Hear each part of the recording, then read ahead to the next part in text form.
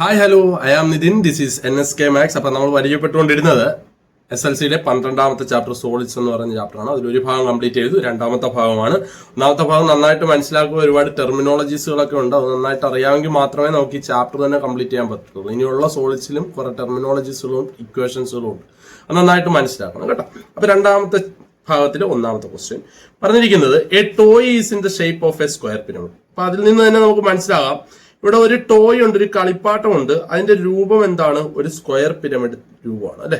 നമുക്കറിയാം, ഒരു സ്ക്വയറും 4 ത്രികോണങ്ങളും ചേരുമ്പോഴാണ് സ്ക്വയർ പിരമിഡ് ഉണ്ടാകുന്നത് അല്ലെ. അത് നമുക്കറിയാം.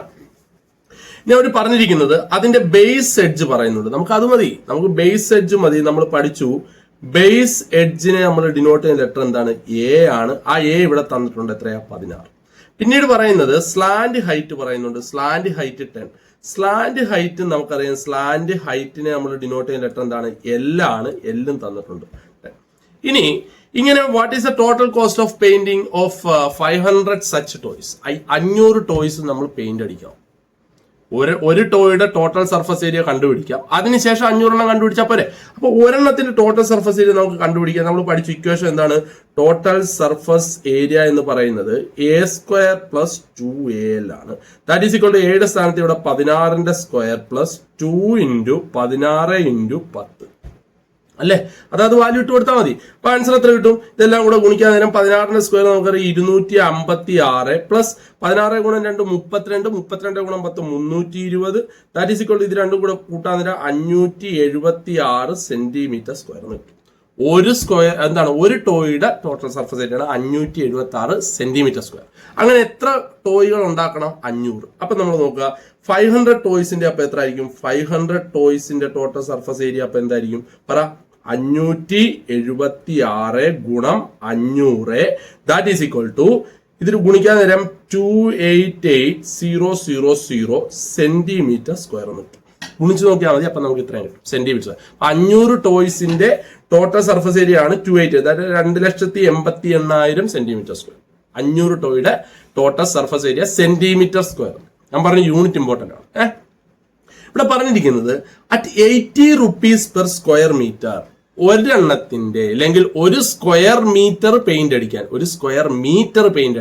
80 രൂപ. നമുക്ക് കിട്ടിയത് സെന്റിമീറ്റർ സ്ക്വയർ. വെരി ഇമ്പോർട്ടന്റ് ആണ്, നിങ്ങൾ നോക്കണം. ഈ ചോദ്യങ്ങൾ ചോദിച്ചിട്ട് റിപ്പീറ്റഡ് ക്വസ്റ്റ്യൻ ആണ് ഇതൊക്കെ. ടെക്സ്റ്റ് ബുക്കിലെ ക്വസ്റ്റ്യൻ ആണ് ഇത്. ഇതുപോലെ ചോദിച്ചിട്ടുണ്ട്. അപ്പൊ നിങ്ങൾ മനസ്സിലാക്കണം, ഈ സെന്റിമീറ്റർ സ്ക്വയറിനെ നമുക്ക് എന്താക്കണം? മീറ്റർ സ്ക്വയർ ആക്കാൻ നമ്മൾ ഡിവൈഡഡ് ബൈ എന്ത് ചെയ്താൽ മതി?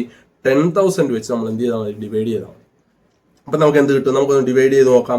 That is equal to 288,000 divided by എത്രയാണ്? 10,000. ദാറ്റ് ഈ 3 0 പോയി മിച്ചം എത്ര ഉണ്ട്? 288/10. That is equal to 28.8 metre square. Metre സ്ക്വയറിലോട്ട് മാറ്റി. ഇനി എന്ത് ചെയ്താൽ മതി?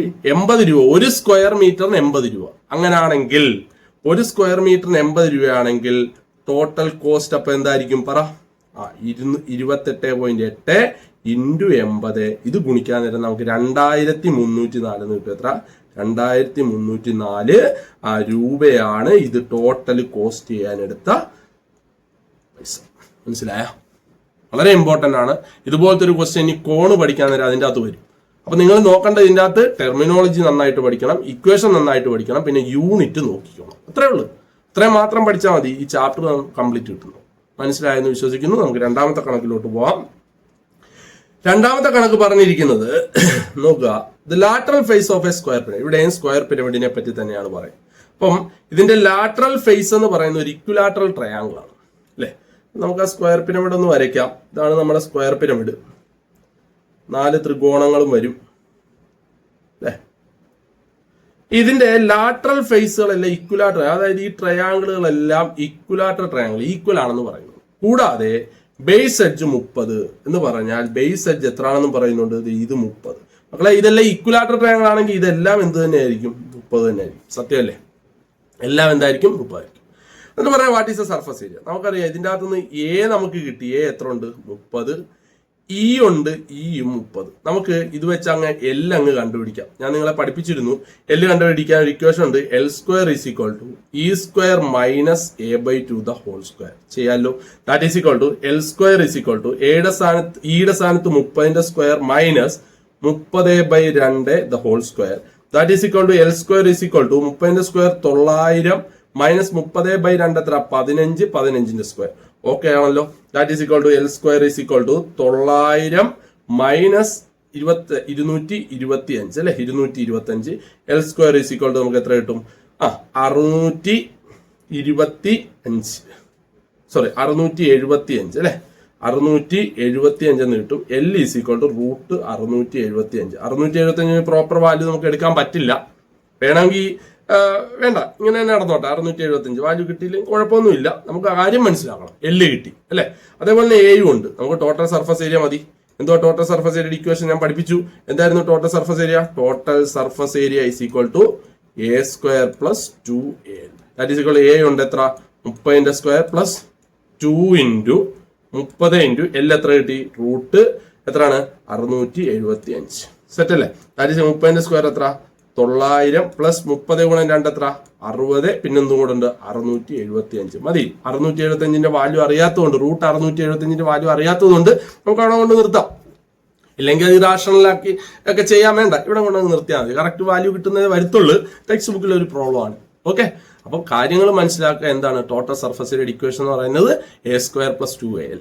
അല്ലെങ്കിൽ എന്തും ചെയ്താൽ മതി, ഈ സ്ക്വയറിന്റെ ഏരിയയും ഈ 4 ഇക്വലാറ്റർ ട്രയാങ്കിളിന്റെ ഏരിയയും കൂടെ എന്ത് ചെയ്താൽ മതി? കണ്ടുപിടിച്ചിട്ട് തമ്മിൽ കൂട്ടിയാലും മതി. അങ്ങനെയും കിട്ടും. ഇത് തന്നെ കിട്ടത്തുള്ളൂ ആൻസർ. അപ്പൊ ഇത് നിങ്ങൾക്ക് നന്നായിട്ട് മനസ്സിലായെന്ന് വിശ്വസിക്കുന്നു.